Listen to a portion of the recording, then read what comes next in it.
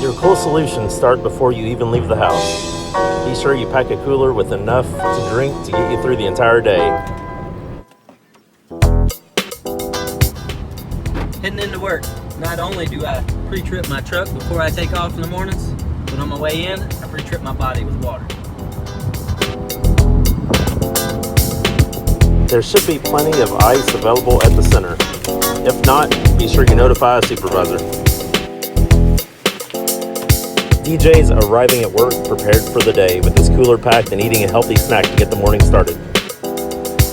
Okay, so today we've been talking about cool solutions, and so we're going to keep that up. One thing we got to make sure we do is when you're working in the heat, you want to make sure you drink between 16 and 32 ounces of water every hour. And how you know what you're drinking is your mouth holds about 1 ounce of liquid each time you put it in. So make sure you're at least taking 16 to 32 drinks of water for every hour in the heat.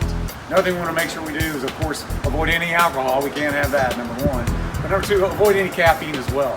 So lay off the teas, the colas, especially the Monster Energy drinks. Try to stick with water, Propel, some Gatorade, stuff like that to replenish the hydration.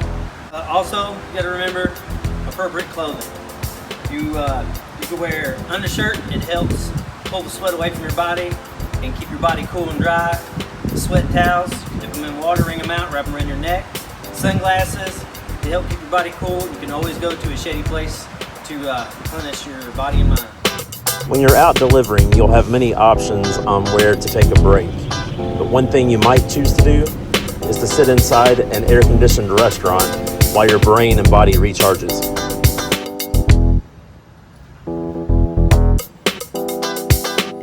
Another option would be to find a place like a park or a shelter house with some shade to take your break.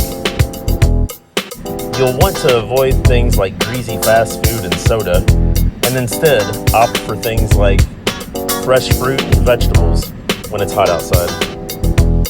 Okay, so now we want to talk a little bit about signs of heat exhaustion and problems you're having with dehydration. So if you begin to get thirsty, that's already a quick sign that you need to start hydrating and that you're a little bit behind in your hydration. A surefire way to tell as well is if you're working hard outside but you're not sweating. You need to get something immediately put in your body. One thing we got to watch out for is heat exhaustion. Heat exhaustion, you got signs of nausea, dizziness, clammy skin. That versus heat stroke. Heat stroke, you'll have dry skin, your body temperature will raise 106.0. These are things that you got to watch out for. Get to a cool place, get inside, call the center, call your supervisor and let them know how you're feeling immediately.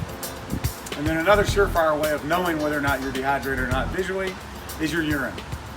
Maybe a topic nobody wants to talk about, but the color of your urine quickly tells you whether or not you're hydrated or not. The lighter the urine, the better off you are. So you want your urine to look more like lemonade than you would an apple cider. That's another good way to tell.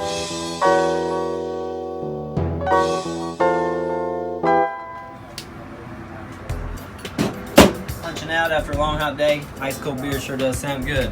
But even though I clocked out, that doesn't mean I stop hydrating. I'm ready for tomorrow.